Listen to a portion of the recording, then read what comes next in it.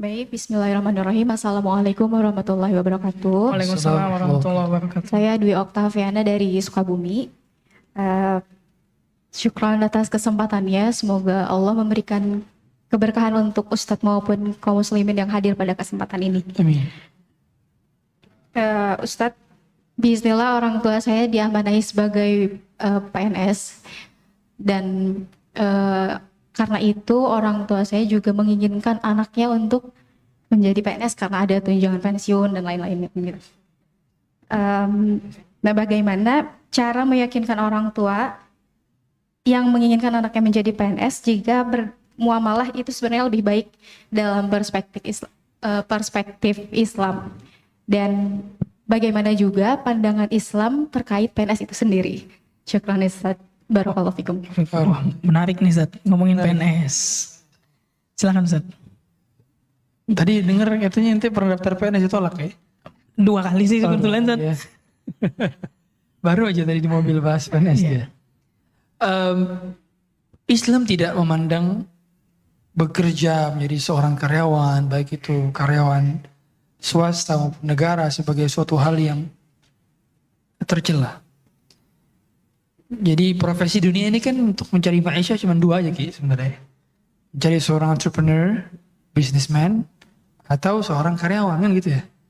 Nggak ada pilihan lain gitu yang ketiga. Ini 2 saja. Yang halal ya tentunya. Kalau yang haram banyak. Dan para nabi dan rasul pun mereka ada yang businessman, ada yang karyawan. Nabi Musa seorang karyawan. Tapi Rasulullah SAW seorang businessman. Dan pernah juga jadi karyawan. Ini gitu. Rasulullah pernah gak jadi karyawan? Pernah, umur 10 tahun tuh gembala kambing. Iya. Begitu pula nabi-nabi rasul dan rasul lainnya pernah bekerja juga sebagai seorang pengembala kambing. Ma min nabiyyin illa ra'al ghanam, gitu kata Nabi SAW. Jelas setiap nabi kecuali pasti pernah angon kambing, pernah gembalai kambing. Dan yang terpuji bagi mereka profesi 2 ini bukan menjadi pengusahanya atau jadi karyawan, bukan. Tapi ketakwaannya.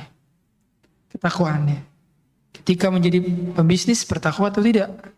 Ketika menjadi karyawan bertakwa atau tidak gitu. Jadi tidak ada yang lebih, oh ini lebih baik meninggalkan. Sama. Para sahabat pun demikian.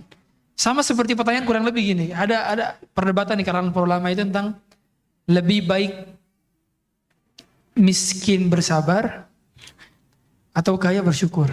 Anda pilih mana Ki? Kaya bersyukur. Kaya bersyukur dan bersabar mungkin kalau bisa. Pilihannya cuma 2 nih. Kaya bersyukur atau miskin bersabar? Miskin bersabar. Bener ya bagi duit tuh. Ternyata para ulama sepakat dengan satu jawaban. Jawaban Syekhul Islam Ibnu Taimiyah. Kata beliau yang paling baik adalah yang paling bertakwa. Baik itu kaya maupun miskin. Jadi kaya yang bertakwa itu sama baiknya dengan miskin yang bertakwa. Mungkin bisa kaya, bertakwa, bersabar, bersyukur Ustaz. Berarti nggak boleh miskin dong. Jadi intinya miskin atau kaya itu wasilah. Orang bisa masuk surga jalur kaya, orang bisa masuk jalur miskin gitu ya. Mindset kita nggak harus, dan Allah sengaja. Kenapa kalau misalkan kalau ternyata kaya lebih baik, kenapa nggak semua orang jadi kaya?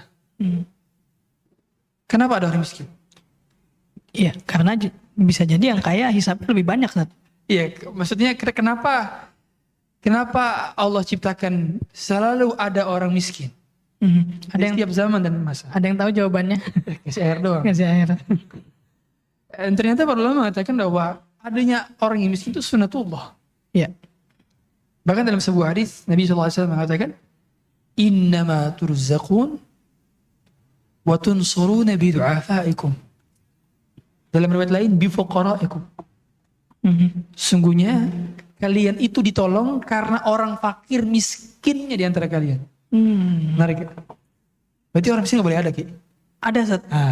Harus ada apa nggak boleh ada? Harus ada justru karena ada simbiosis mutualisme yang lahir malah. Berarti harus dimiskinkan orang-orang kita. Enggak juga Ustaz. Enggak juga. Kalau orang miskin semua yang bantunya siapa?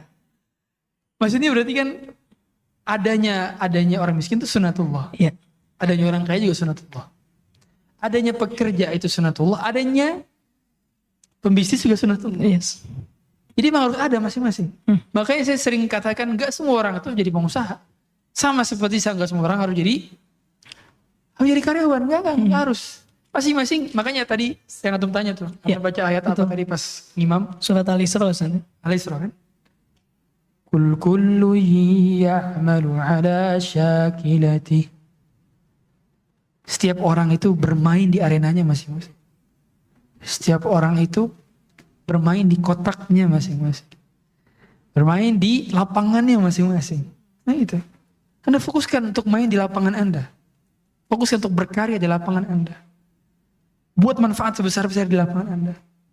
Inilah yang menjadi patokan. Gak setiap lapangan kita kuasai. Kita bukan tuan tanah. Ya. Kita bukan orang yang punya banyak tanah. Mas main-main di arenanya masing-masing. Dan artinya apapun yang Allah mudahkan kepada kita, maka jalanilah itu dengan penuh ketakwaan dan fokusnya adalah kebermanfaatan. Bukan cuma sekedar materi.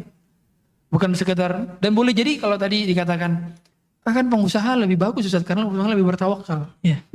Jadi pegawai juga bisa bertawakal kok, bisa Betul, juga. Ustaz. Benar ya? Bisa Betul, juga, betul. bukan berarti nggak bisa. Artinya kedua hal sama-sama baik, tinggal diistikharahkan dan kalau saran saya, bila itu memang permintaan orang tua dan permintaan itu mubah, turutilah. Banyak keberkahan dari mentaati perintah orang tua. Allahu a'lam.